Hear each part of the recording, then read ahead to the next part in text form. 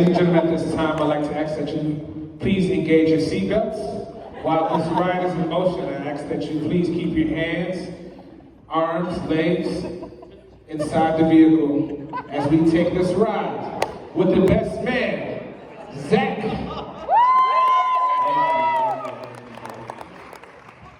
So my speech is going to be a little longer than hers. I have to pee really bad, so I'm going to try and make it brief. So hi everyone, I'm Zack, Alex's brother. I think you all know that, but if you don't, congratulations on sneaking into the wedding unnoticed. I'd like to say thank you all for coming. Alex and I first met back in the 90s. He couldn't wait to meet me. Apparently he would yell down our mom's mouth saying, "Hey Zack, it's me, your brother Alex, hurry up and come out so we can play." I eventually found my way out in 97. I've loved you ever since then. You're practically like a brother to me. Anyways, for this speech, both the bride and the groom asked me not to talk about past mistakes, embarrassing moments, or ex-couples. What's that? I never asked that. So thanks for listening, that was all for me. I'm kidding. Of course I'll tell stories. I'll be honest with you, this wedding got me thinking. For a long time I've been trying to figure out if Alex is a good brother or a bad one. Don't worry, Savannah, even if I conclude he's a bad brother, I'm sure he'll make a wonderful husband. Hopefully. I'm going to tell a few stories and you all can help me decide. First story. I threw a party in high school because thankfully at the last minute, I was able to convince my dad's girlfriend to take him on a trip. I needed alcohol, there's going to be 100, 150 people coming there. I needed alcohol and Alex was attending UCLA at the time.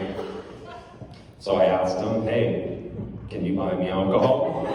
And he agreed. I was shocked.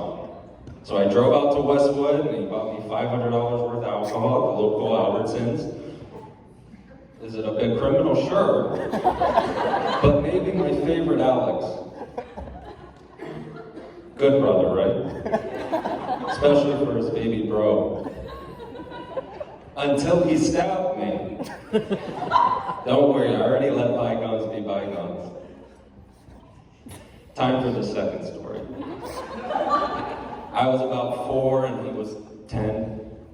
We were in a dressing room with my mom while she was trying on clothes. It was a secondhand story. I was jumping around, climbing on her. Alex was doing the same. For some reason, Alex thought it was a good idea to pull out the Swiss Army knife keychain that was on her key ring and unfold the scissors. He proceeded to pretend to stab me.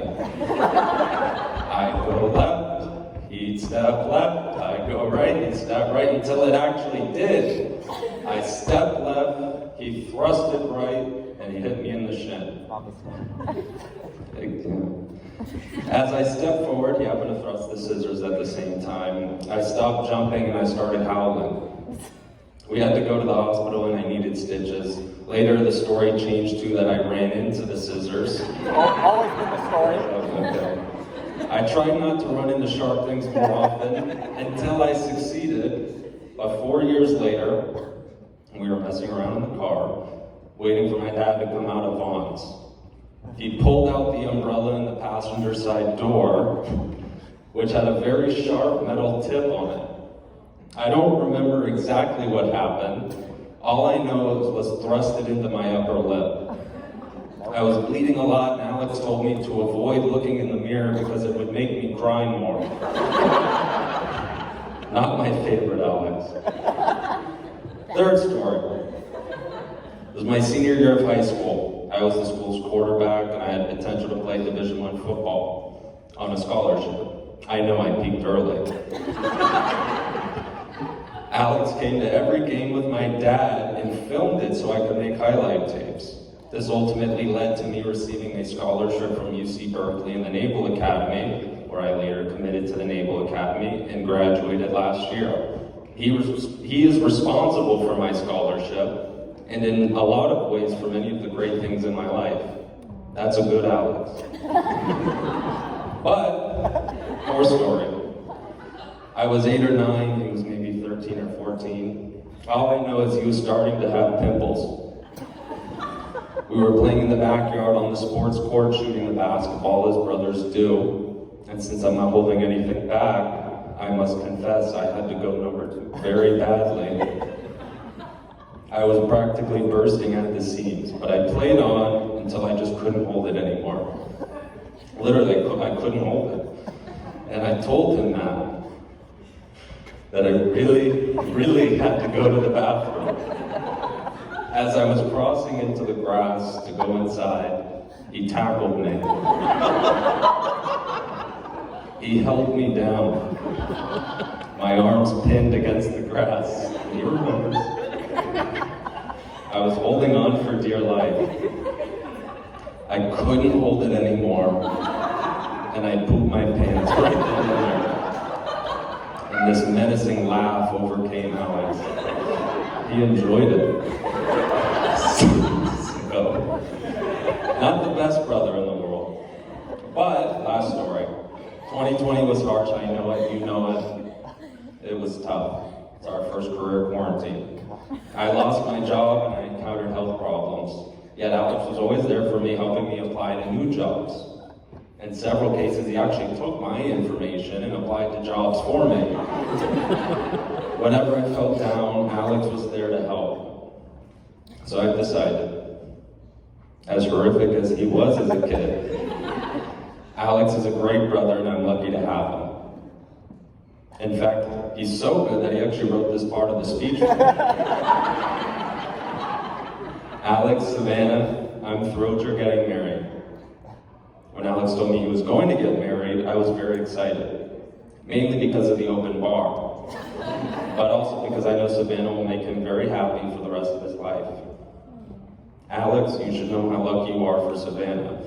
Never underestimate that you found someone funny, beautiful, smart, and loving. And Savannah, I guess you'll be all right. I wish you two all the best in your new life, one that I know will be full of love, good fun, and good food.